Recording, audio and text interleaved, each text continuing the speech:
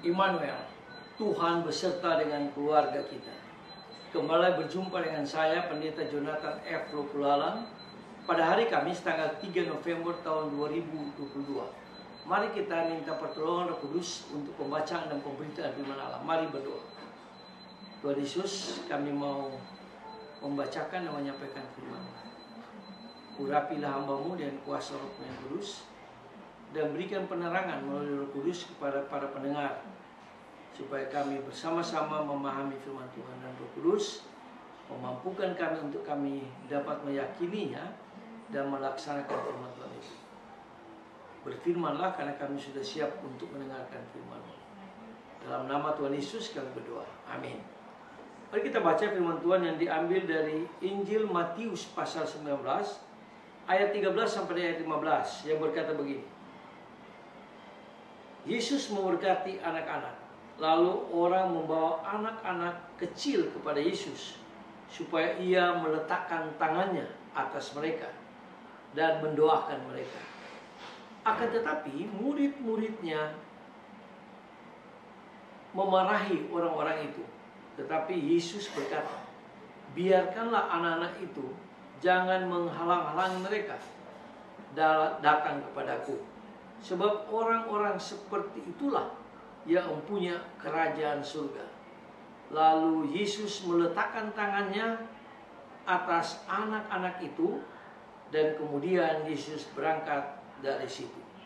Demikianlah firman Allah yang berbagi kita membaca, mendengar, dan melakukan firman Allah. Haleluya. Tema kita pada hari ini adalah anak adalah harapan keluarga di masa depan. Nah, saudara-saudara yang saya kasih dalam nama Tuhan Kristus, di setiap sekolah biasanya terdapat suatu sudut atau tempat di mana para ibu-ibu duduk-duduk dan ngobrol sambil menunggu anak-anak mereka yang sedang belajar di dalam kelas mereka masing-masing.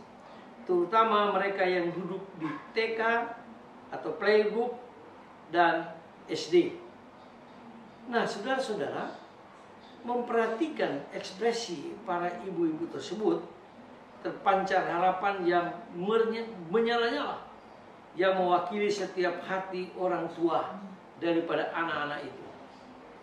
Pengharapan akan anak-anak mereka supaya sukses dan berhasil. Inilah yang menjadi impian, harapan, dan kebahagiaan setiap orang tua, yakni agar anak-anak mereka pintar, sukses, dan berhasil, bahkan berprestasi di sekolah. Nah, saudara-saudara yang saya kasih dalam Tuhan Kristus, dalam setiap kehadiran dan karyanya, Tuhan Yesus selalu menyukakan hati banyak orang. Kata-kata dan pengajaran Tuhan Yesus meneguhkan.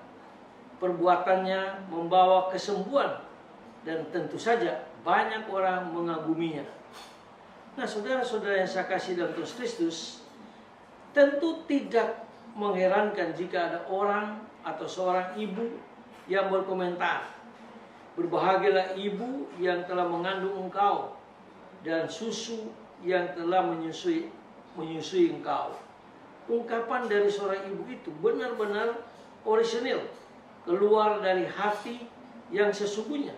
Seorang ibu yang betul-betul mencintai anak-anaknya, apalagi setelah menyaksikan anak-anaknya sukses, dikagumi banyak orang, dan berguna bagi keluarga, bagi bangsa, dan bagi banyak orang, seperti yang berhasil dicapai oleh Tuhan kita Yesus Kristus.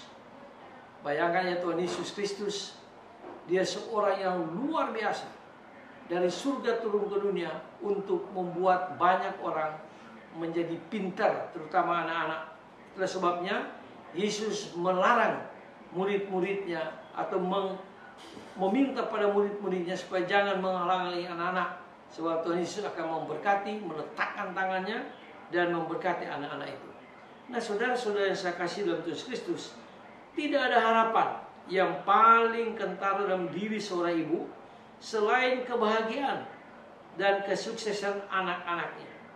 Oleh karena itu, tidak jarang kita lihat pengorbanan seorang ibu untuk keberhasilan anak-anaknya sedemikian besarnya. Ibaratnya, bahkan seorang ibu rela mati demi anak-anaknya. Demikian juga dengan Yusuf dan Maria.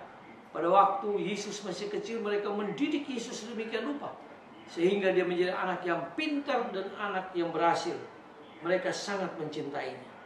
Cinta yang sedemikian besar itu sungguh mencerminkan cinta Allah sendiri kepada kita manusia yang berdosa ini. Namun bagi Yesus, yang lebih berbahagia adalah mereka yang bukan saja menyaksikan keberhasilan anak yang dikasihinya, tetapi mereka yang mendengarkan firman Allah dan memeliharanya dengan baik. Seperti yang diajarkan Yesus, bahwa Yesus minta supaya anak-anak itu mau diberkati oleh Tuhan Yesus.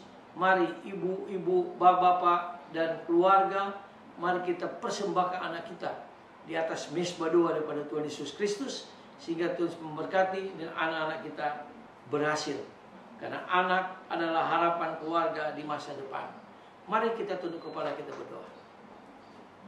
Tuhan Yesus, terima kasih kalau Tuhan telah memberikan anak-anak kepada orang tua, bahkan cucu kepada opa oma.